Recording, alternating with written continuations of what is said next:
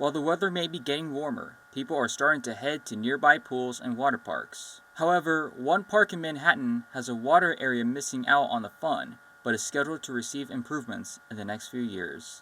The director of Parks and Recreation, Aaron Stewart, says this project is to make it more suitable and safe for everyone.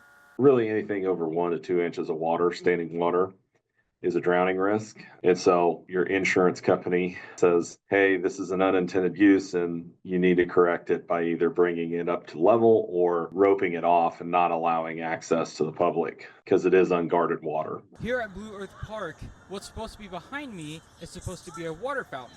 Instead, people have turned it into a water park. And what the city is trying to hope for is to make it suitable for families going forward.